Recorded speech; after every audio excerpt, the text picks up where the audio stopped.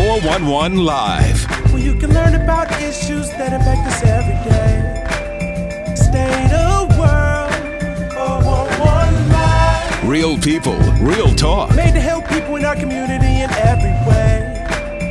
Boy or girl, 411 Live. Hello, and thank you for joining us for the 411 Live. Real people, real talk. I'm Beverly Taylor. Today's episode, I want to start with a personal story. Recently, I was headed to record a podcast, and I was driving along Highway 45. Traffic was at a crawl, so I decided to get off at Hampton and then cut over on 124th Street. Looked in my rear view mirror, blue lights right behind me. So I pulled over. The officer came to the car, and he said, "You were speeding." And I told him, "You know what? I was not paying attention, so you're probably right. I was focused on a podcast I was about to do." And he said, "Well, so what's the podcast about?" And I said, "Sex trafficking." He said, Took my driver's license, went to his car. He came back. He said, "I'm going to give you a warning. Slow down." And then he said, "And thank you for doing this topic on sex trafficking." He got it. The 411 Live is committed to bringing awareness to sex trafficking. Just like that officer knew that it was a real problem, we know it is too. We want to talk about it. We want to expand the conversation. And we bring in different guests for our podcast to do that. But we have lots of other things going on too. There is a 5-part docudrama profiling a sex trafficking survivor. There are workshops on this. A lot of different things. So we want to increase the conversation, put the topic to the forefront. Today, we are talking about domestic violence and how it relates to sex trafficking. And we brought an expert, Dawn Jones. She is the former lieutenant with the Milwaukee Police Department. Dawn, thank you so much for coming and shedding some light on this important topic. Thank you for having me. I have to mention that we met at one of the workshops put on by the 411 Live. And before the actual event started, we were sitting next to each other and just talking. And I was so interested. And then the event started and we had to end the conversation. So I'm really, really thrilled that you are here today so we could, lay it out and talk a little bit more about a lot of different things. Let's start back. Let me, first of all, invite you, as you're listening to this conversation, feel free to write down your comments, send us your comments, your questions, and your suggestions, because you are part of this. First of all, I want to know, when did you get onto the Milwaukee Police Department? I was assigned to the Milwaukee Police Department in September of 1993. 93. What made you want to become an officer? Well, there were several things that I thought about. One was the money, because I didn't make much money back then.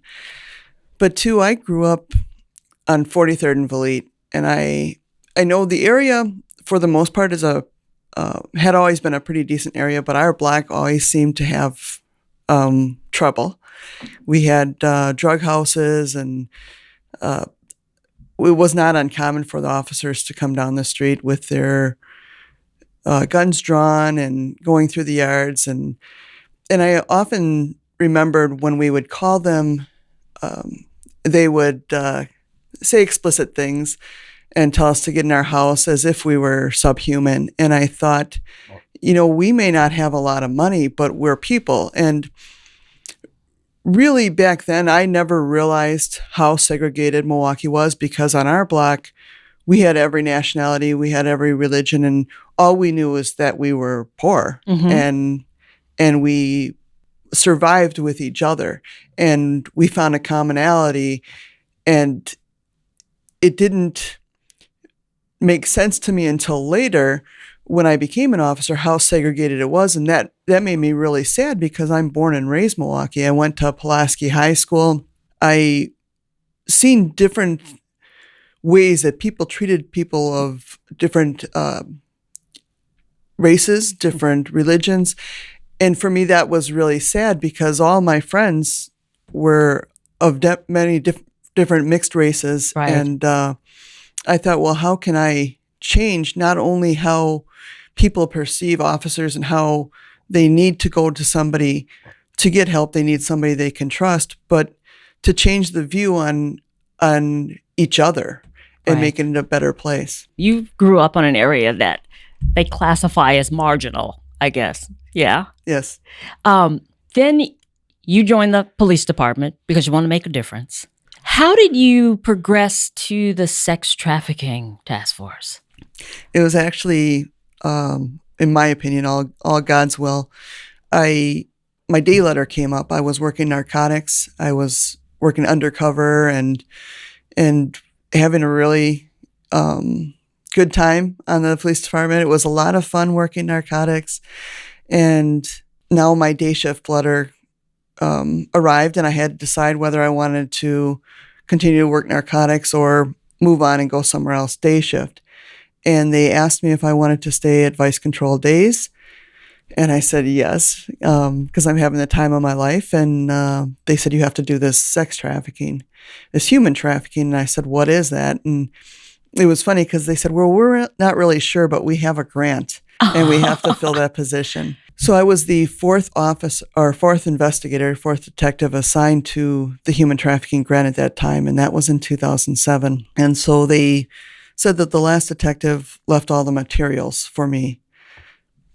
So I started going through the materials and I realized that this was something I've seen my entire life. When I'm waiting on the bus stop on 27th and Wells or 27th in Wisconsin, I saw this.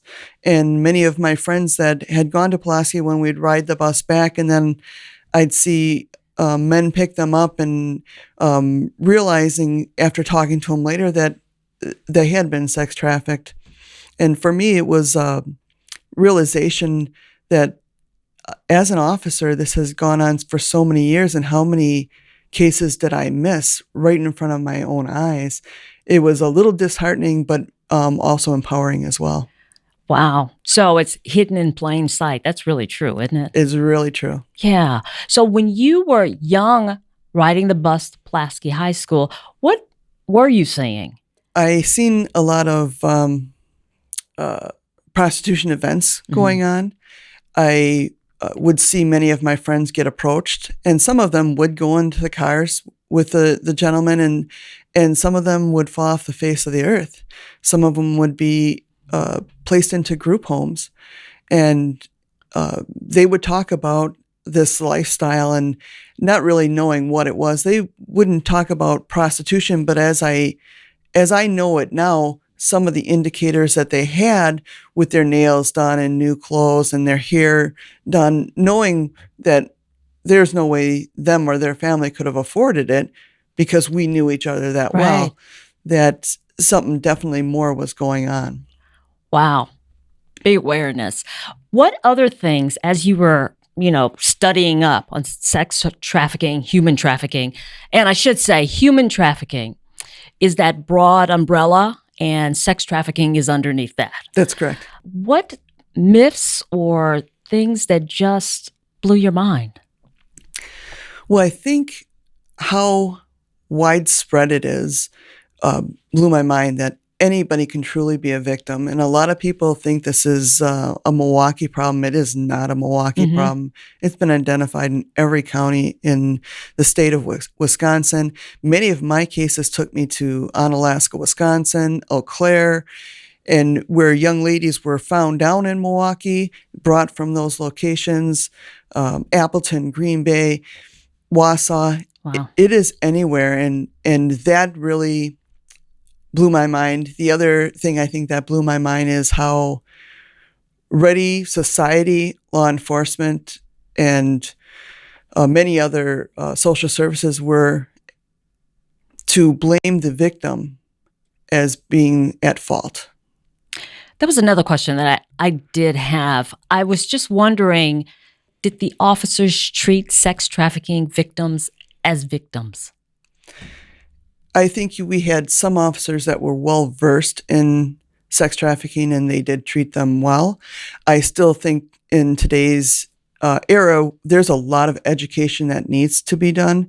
I don't believe that many people in the police department understand the seriousness of sex trafficking and the control that the traffickers have, and how we create more trauma for sex trafficking victims by not identifying it and then treating them as victims. Because when you don't respond or don't respond correctly, that pushes them back behind the curtain, I guess. Yeah, it enables the trafficker to have more control on them. And you've seen in many different police municipalities where they do prostitution stings. And nowadays, some of them call them human trafficking recovery stings. Well, the reality is every time those victims are issued a citation or given a state arrest, that makes the trafficker stronger and it prevents the victim from coming forward. And we can try and as law enforcement, hide behind the fact that we've given them the opportunity to disclose, but the reality is they're trauma victims. And trauma victims disclose in their own time. If we force them to disclose, we're no different than the trafficker, and we can create more problems for them by doing that.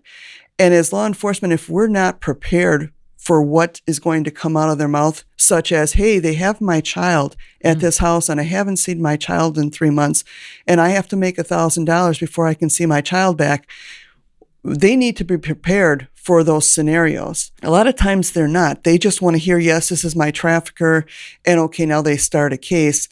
And it's not that simple. And when we have individuals, and I know from my experience, we've had traffickers in Mexico, and how are we going to help this individual in Milwaukee to prevent a 12 or 14-year-old in Mexico from being trafficked and her family being in Mexico and protecting them? So realizing how the extent of the control of the trafficker and what you're truly going to deal with and being prepared for that is one thing. And when a trafficking victim discloses to law enforcement, they are taking and trusting that law enforcement officer with their life. And so if you're not prepared to go for the next 24 hours doing everything you can, then you let them disclose in their time, because otherwise you are no different than the trafficker and you're going to let them down and you're going to cause harm, and they will be in a state of mind where they truly have no hope. There is no light at the end of the tunnel. Wow. We're going to talk when we come back. If officers are gaining this knowledge, because this is serious. This is serious stuff. We're with Don Jones, former lieutenant with the Milwaukee Police Department, talking about sex trafficking, and we're going to get into the relationship between sex trafficking and domestic violence. Stay with us. We'll be right back.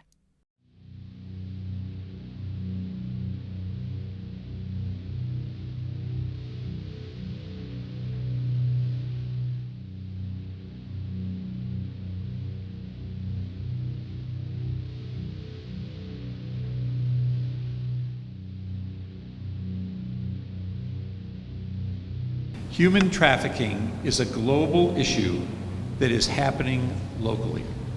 This is a problem that we cannot ignore. Being so scared on that hotel bed and wish I had my mommy. Going back into that feeling of, man, what am I getting myself into? She rests her head on the prison to which she's chained. I'm standing there and I can't move. I can't go nowhere, I'm stuck. Drug into this spider's web, and she can't untangle herself to freedom. Him telling me how pretty I am and what I can do to trick guys out of money, and what I need to do and how much money I need to bring back, and him making me change into different lingeries to take pictures of me to put me on Craigslist. Now I'm a product to be sold. Beneath this ground we walk is a hell of movement in a forced direction. Gridlocked, traffic lights, sex, currency, bodies, stock, fear, monopolized, auction, blocks. another job, he come another one, and just being sold over and over and over and over. Minds groomed to be immune to pain. And you used to it, and you just lay there. Numb, desensitized, innocence, drained. I went from that scared little girl, from the foster care, from being molested by my stepbrother, by my foster brother, till being a lonely little girl stuck in a house, so scared with my mother, to being trafficked.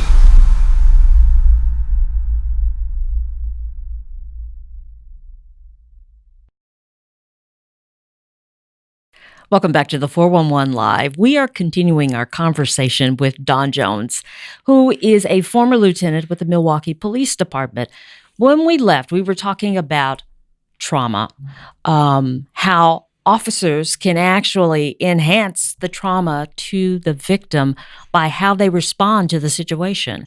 Are police officers getting more training? I know that the 411 Live, there will be workshops, and they're trying to talk to first responders and different people about how to identify what to do when you encounter a victim. But how is that going with the police department? Well, I think they are getting some training. I don't know that they're getting the appropriate amount of training that they really need to assist and identify. And I don't believe that they get the proper amount of time to conduct those investigations. We have a lot of amazing officers on the Milwaukee Police Department, but they're only as good as the amount of time that they're given and the amount of training that they're given. And definitely more could be provided to them for both. Gotcha. Let's talk about the relationship between domestic violence and sex trafficking. And I know this is a topic near and dear to your heart.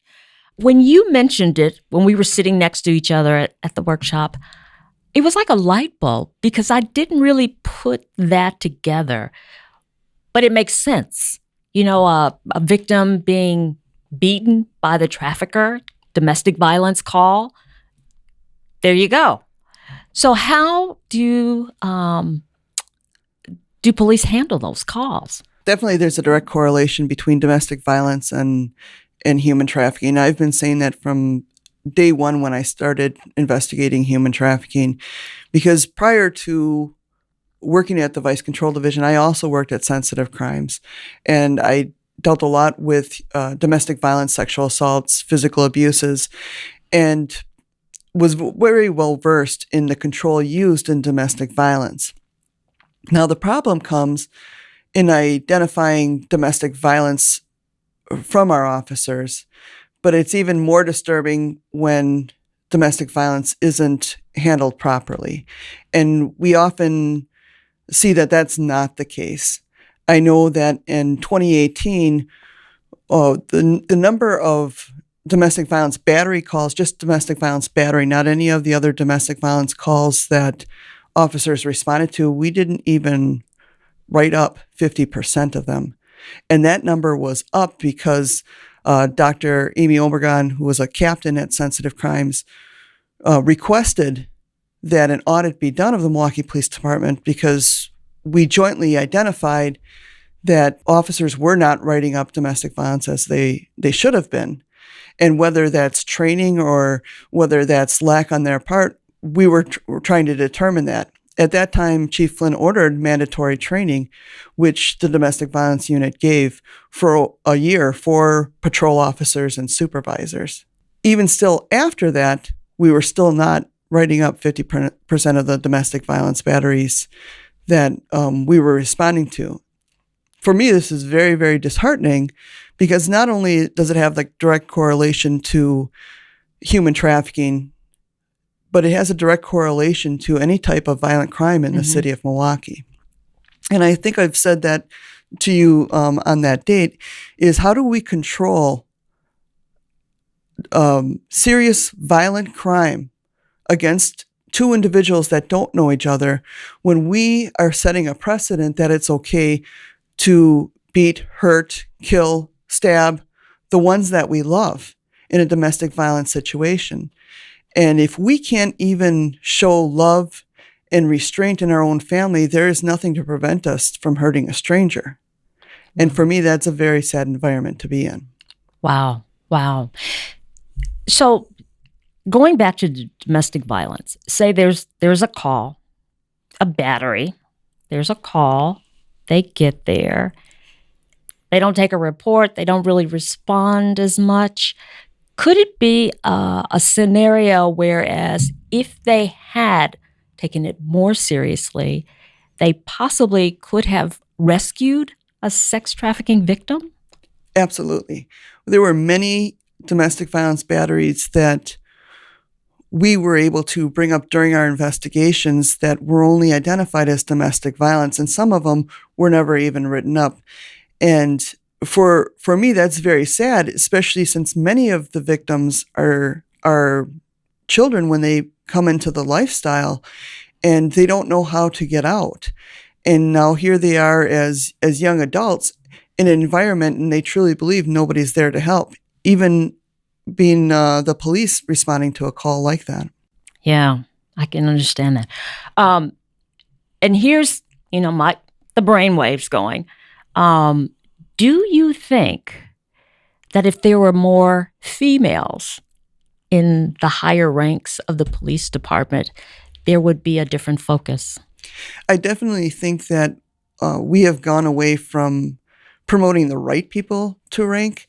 And as we can see, my personal opinion is the Fire and Police Commission should have a hand in anything that is appointed.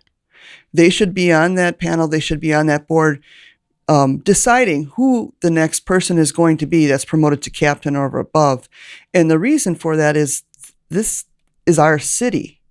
So having one chief decide who is going to get promoted when that chief may not be there any longer is not what's going to benefit the city. And we need to be able to go through, and I know there's a lot more female supervisors that should have been promoted over some of the male supervisors that were promoted. And Dr. Amy Obregon as one of them. And what she did with sensitive crimes was just an amazing feat, and work with the community and change how investigations were done. And now that is lost, and all that knowledge is lost. And I think you could have a male supervisor that's promoted that's very well versed in human trafficking and very knowledgeable and doing the right thing. But I think it's getting the right people in those positions. Because I'll tell you, in my 25 years on the Milwaukee Police Department, I had 2 lieutenants attend my human trafficking training. And they started opening their eyes to their officers underneath them. They're no longer on the department. But it's sad for me that our command staff, our supervisors from lieutenant and above don't really have the training that they need to support the officers and the investigators on the lower echelon of the police department to say, yes, this is what you need to do. There is not a lot of guidance when it comes to investigations as serious as domestic violence and human trafficking for officers to know where to get the information and how to conduct the investigations properly. So you're saying it trickles down from the top? I do. Yeah. What's happening with Milwaukee Police Department? Is it unique, or do you see it, throughout police departments? Well, I think right now I see it throughout many of the police departments in Wisconsin. However, a lot of that has to do with Milwaukee police officers becoming chiefs throughout Wisconsin and maintaining that mentality. And some just they don't understand and don't know. They haven't had the knowledge. We still hear terms like prostitute and whore. And I understand that prostitute is in the statute, and that's why people can use it. But training shows that using the term prostitute enables the trafficker. Because the trafficker will say you're nothing but a prostitute. Nobody's going to believe you. And the minute law enforcement says, well, you're a prostitute, why should I believe you? all these trauma triggers go off, and they're less likely to open up to law enforcement, especially when they're issuing citations and they put the handcuffs on, and now they've got all these things going through their head that the trafficker has told them, and at that point they have to make a choice whether they're going to talk to law enforcement or not talk to law enforcement. Right. And you use a trauma trigger like prostitute or whore, they're not going to trust you with their life. And the term whore should just absolutely be outlawed. That's no different than any derogatory term that is used to identify somebody's religion or race. And that is commonly used throughout law enforcement in many different locations. So sounds like the bottom line is training, more training. I think for a lot of it, it's training. I know with domestic violence, we're past the point of training. Mm-hmm. Domestic violence has been around for so many decades, before I was even an officer, and we're still not getting it. We're past the training point. We had mandatory training, and if officers aren't identifying that, then they need to step forward and explain why they're not investigating those crimes. And if it's lack of time, lack of officers on the street, not being supported by their supervisors, then they need to step up. And we need to figure out who the good officers are and who the officers are that are creating this shadow that the good officers have to sit under. Right. Trying to get the job done right. And we need to correct their actions. Is it a mentality thing of what domestic violence is? It's like, oh, well, it's his wife, he hit her, she wasn't whatever. I think what you will find, and this is just my opinion because there's no research done on it, is you will find an very frustrating for officers because the cases may not be issued or the victim may not show up for court. But that is a direct correlation to human trafficking victims as well, because we don't know the control. And it may very well be money. Right. You're not able to survive and you've got children and you have to think about your children. Or it may be the fact that this person is stalking you and they're going to find you and they're going to hurt you or hurt somebody that you love. And how do you believe that you're going to be protected when very often officers show up and they don't even write a report? For me, it's very simple. We have body cams. Let's review the body cams. Let's review the cases. And I know Dr. Obregon when she requested the audit on cases that weren't written up. And as far as I know, that's not what had happened. The audit was done on cases that were written up. Right. And that's very deceptive. It's very deceptive for the community, but it hampers the officers as well that are out there doing an amazing job. And now they're in the limelight of officers that are not doing what they need to do. But you take, for instance, somebody that's called the police 15 times and we don't have one report written up. What likelihood is that person going to believe that somebody is going to help them? Very little. Very little. And you expect them to disclose, and then now you throw the human trafficking factor in there. And yeah, they're not going to trust somebody with their life. And it's very important for the victims to know that there is going to be help and somebody is going to believe them, and they understand how frustrating it is. And no, I might not know the control, but let's figure this out together. Let's get advocates involved. Let's get community members involved, and let's figure this out to get the help that is needed to get you out of that environment. Very good. Dawn Jones, former lieutenant with the Milwaukee Police Department, talking to us about domestic violence and how it relates to sex trafficking and her backstory. All good stuff. But we've run out of time. So we are going to do a part 2 to this, and we're going to make Dawn stay with us a little bit longer. So we hope that you will tune into that as well. Just a reminder that the 411 Live, we are embarking on a big project.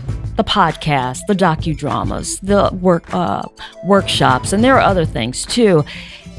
This costs money. So we are asking for your support. If you like what we're doing, you're committed, you believe in this topic, you want to spread the word, help us. You can go to the 411live.org website, and you can see a multitude of different ways to donate or become a sponsor. That helps us tremendously. We have a big project ahead of us, but it costs money. And we think the community will stand behind us and help us to do what we are trying to do. So there are a lot of good things going on. Also go to that website, the411live.org, to get more on this podcast and others that we have done. And you can hit us up on Facebook, Instagram, we're everywhere. So check us out, and thank you for joining us. I'm Beverly Taylor. This is the 411 Live. Real people, real talk.